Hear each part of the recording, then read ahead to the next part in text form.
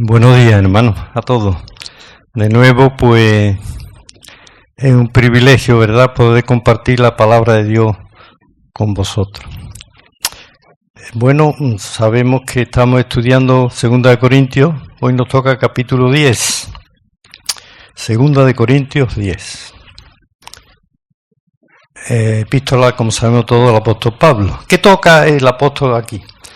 Pues toca fundamentalmente y habla de su autoridad como apóstol. Es lo principal. ¿Por qué lo hace? Porque parece ser que había no muchos miembros, quizá un solo miembro, por lo que da a entender la palabra, el texto, de que estaba criticando el ministerio y la persona del apóstol. Ya había oposición allí en Corintios. Y la acusación era que era muy dura la carta que escribía, como la que escribió en 1 Corintios, aquel que estaba, ¿verdad?, con la mujer de su padre. Así que, pero esa crítica al apóstol Pablo no es una cosa que se produjo aquella vez. Yo hace muchos años, recién convertido, pues escuché a un pastor hablar y decir que el apóstol se tomaba una autoridad excesiva, como si esa autoridad no fuera de parte de Dios. También he escuchado hace no mucho tiempo otra crítica de que el apóstol era pequeño y no sabía predicar. Entonces yo me quedé, si el apóstol no sabe predicar, cuando yo predico que soy, ¿verdad? En fin. Pero bueno, lo que hace el apóstol es defenderse y da aquí su razonamiento. Así que vamos a ir a la palabra y vamos a ver los dos primeros versos. Dice: yo, Pablo, os ruego por la mansedumbre y ternura de Cristo, yo que estando presente ciertamente soy humilde entre vosotros, mas ausente soy osado para vosotros. Por la dureza de las cartas que escribía, de la disciplina que quería que se impusiera.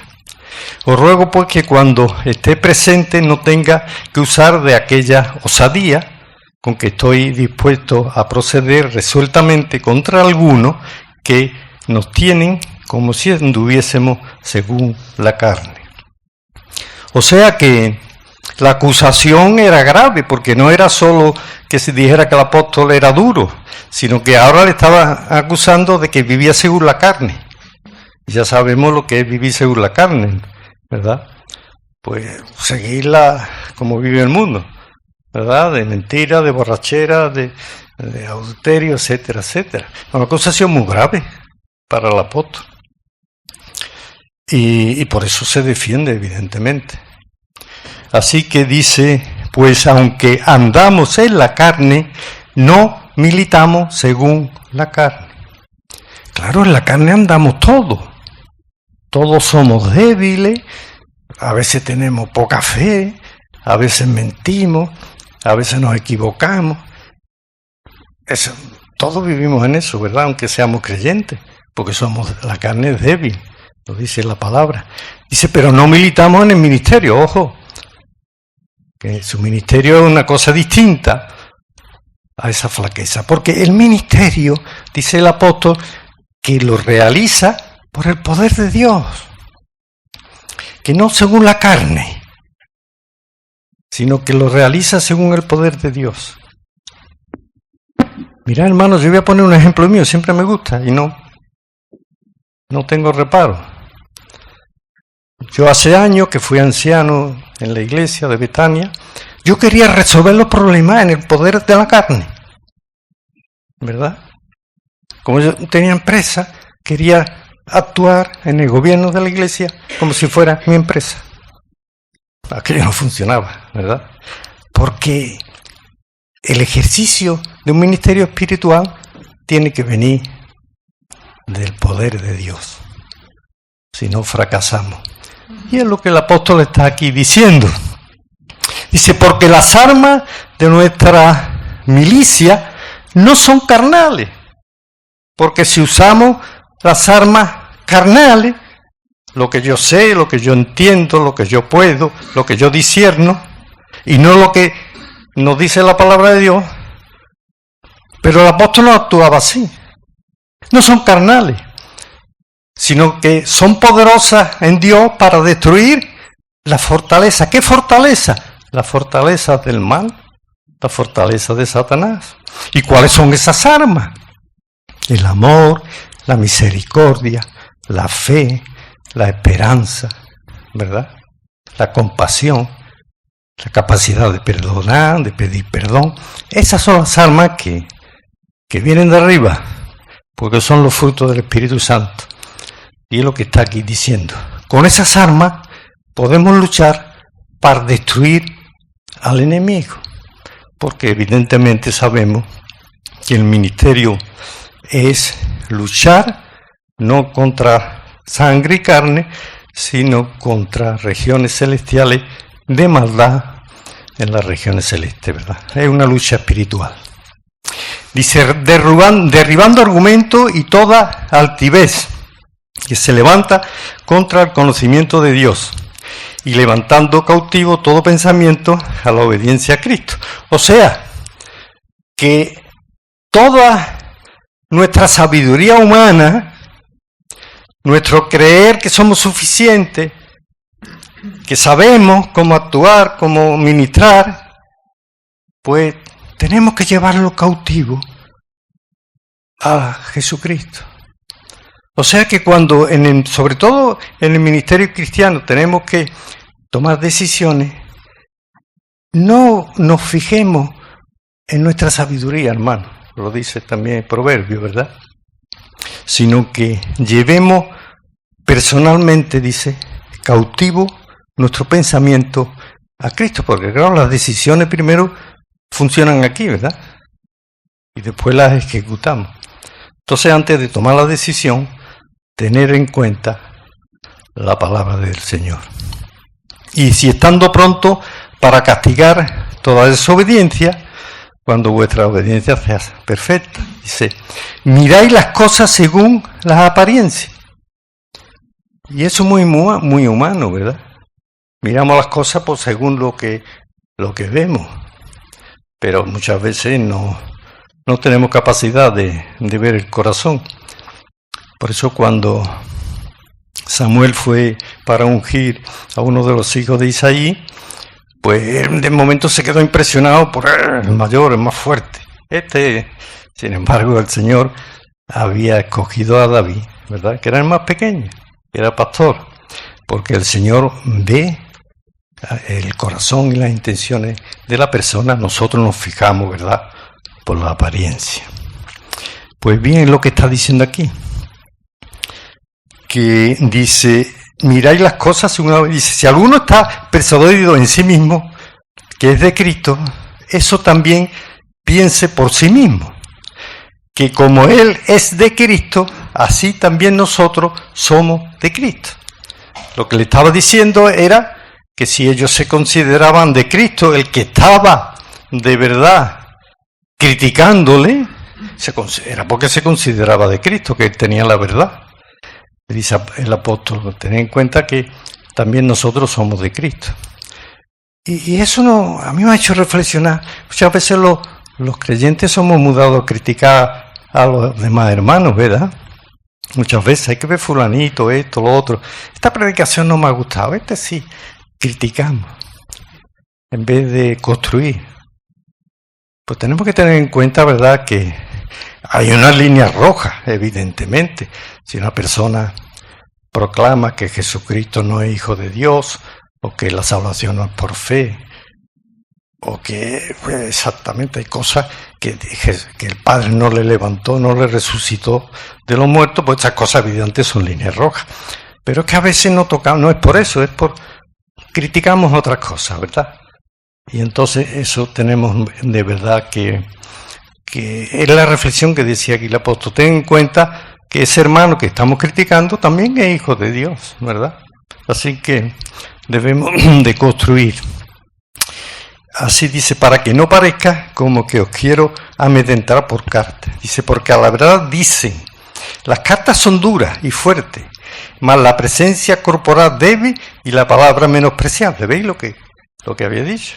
La crítica era, claro, cuando escribe que no está aquí, pero luego cuando viene es débil y la palabra que trae no vale nada. Era una cosa muy fuerte, ¿verdad? El apóstol Pablo. Y entonces es lo que está él aclarando. Dice, esto tenga en cuenta tal persona, ¿veis? Aquí vemos que no era toda la congregación, sino que había una persona que era la que estaba provocando esa crítica, porque si no se hubiera dirigido a toda la congregación. Así que somos en la palabra por carta, estando ausentes, y se lo seremos también en hecho, estando presentes.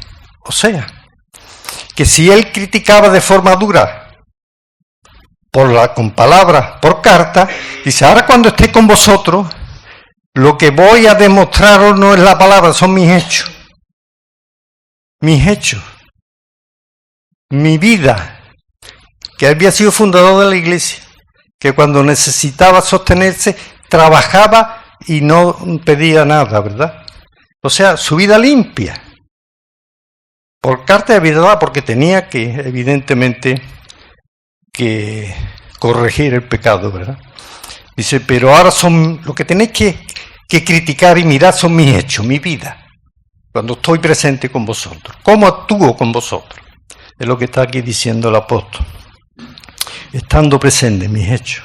Dice, porque no nos atrevemos a contarnos ni a compararnos con algunos que se alaban a sí mismos, pero ellos, midiéndose a sí mismos por sí mismos y comparándose consigo mismos, no son juiciosos.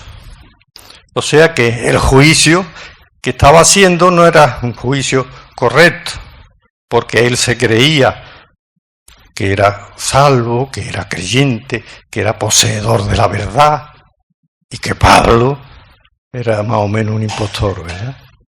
Entonces aquí está dando fuerte el apóstol. Dice, pero nosotros no nos gloriaremos desmedidamente, sino conforme a las reglas que Dios nos ha dado por medida para llegar también hasta vosotros.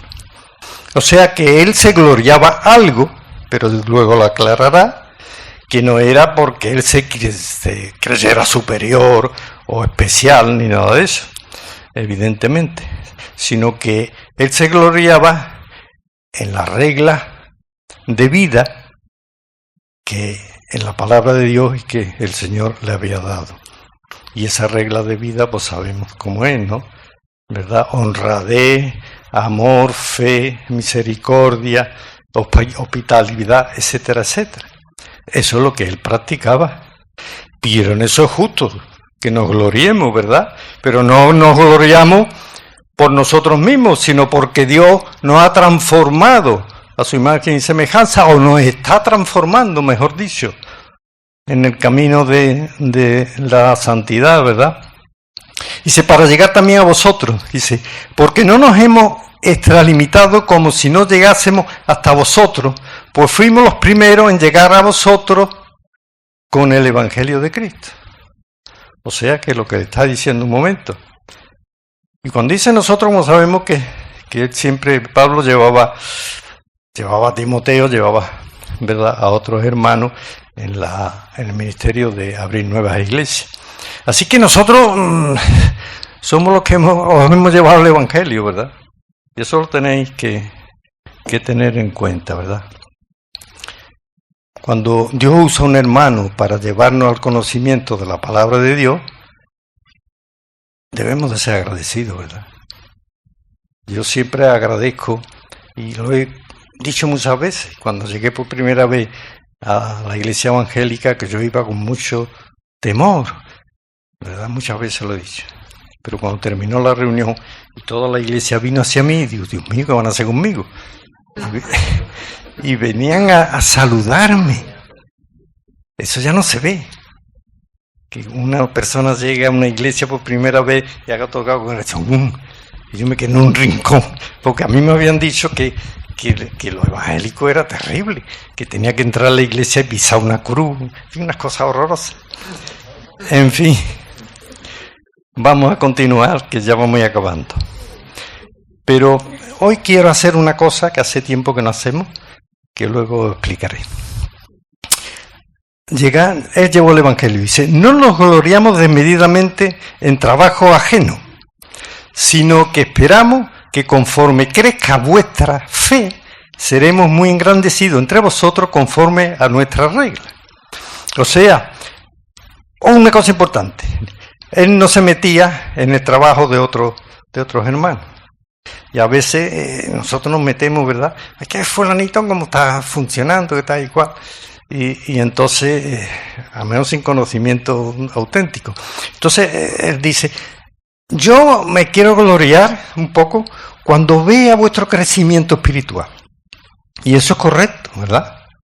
O aquello que llamamos un ministerio, sobre todo de enseñanza y de predicación, para mí no hay mayor gozo que aquellas personas que estemos edificando crezcan espiritualmente.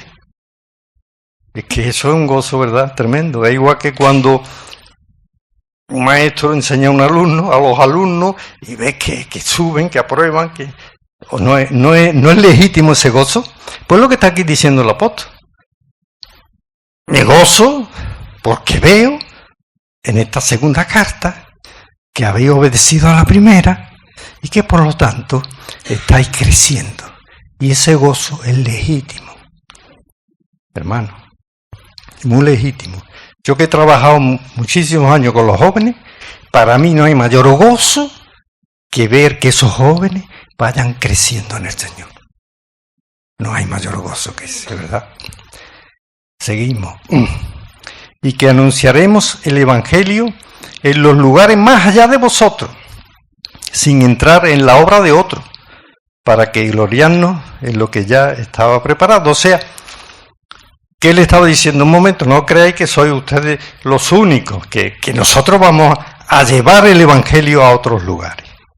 Vamos a seguir extendiendo el Evangelio y no nos vamos a meter en la obra que haga otro, ¿verdad? Así que más el que se gloría, y se gloriese en el Señor. Gloríese en el Señor. No en nosotros mismos. Porque si somos capacitados para hacer un ministerio, para evangelizar o para cualquier otro de los dones que es el Espíritu Santo, eso lo debemos, y la gloria siempre es para el Señor.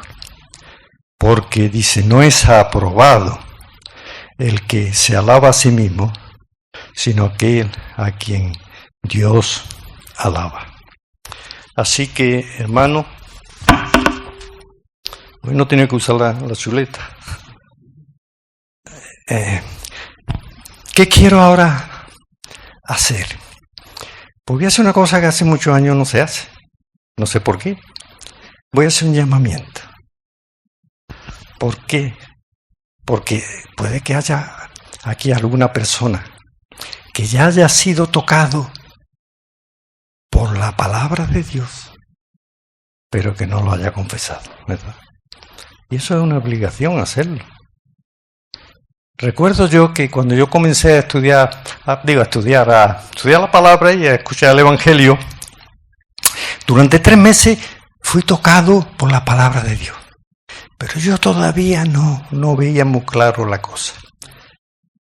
Pero leí en el Evangelio ese milagro que hace el Señor con aquel ciego que le tocó, ¿verdad?, los ojos y le dijo: ve ya, dice, veo los hombres como árboles. Y le dio al Señor un segundo toque. Dice: ahora veo claramente. Pues yo, un hermano predicando sobre Judas y la traición de Judas, me vi reflejado en Judas.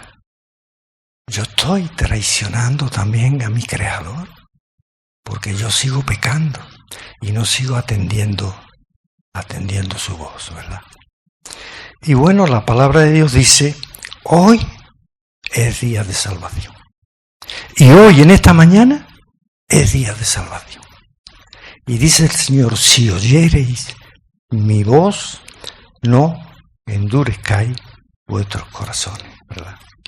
Porque el Señor dice: mi oveja oye mi voz. Pero hace falta una cosa. Amigo que nos visita. Si el Señor ha tocado tu corazón y ha tocado tu vista espiritual, tus ojos, necesitas hacer lo siguiente. Dice que si confesare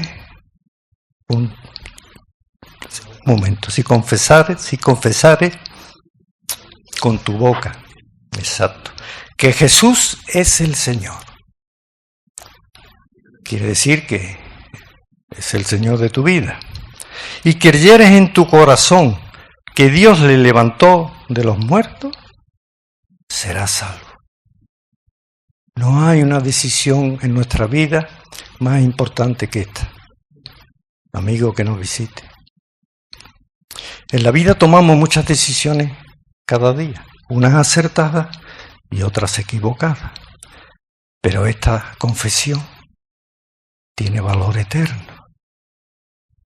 Porque después continúa diciendo, dice, porque con el corazón se cree para justicia.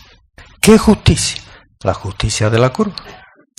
Esa justicia es aplicada cuando nos arrepentimos y reconocemos que Jesucristo es el Señor. No hay otra decisión en la vida que se pueda comparar con eso.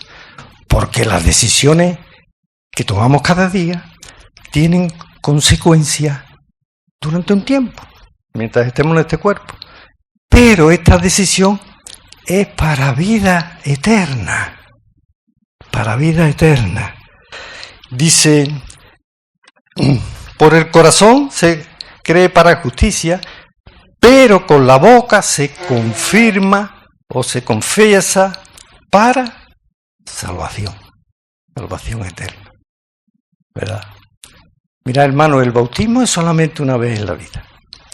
Pero confesar al Señor lo podemos confesar. Cada vez que hablamos con alguien del Evangelio estamos confesando, ¿verdad? Pero qué hermoso es el primer día que confesamos el Evangelio, que creemos en Jesucristo. Porque dice el Señor, el que me confiese delante de los hombres, yo lo confesaré delante de los ángeles de mi Padre.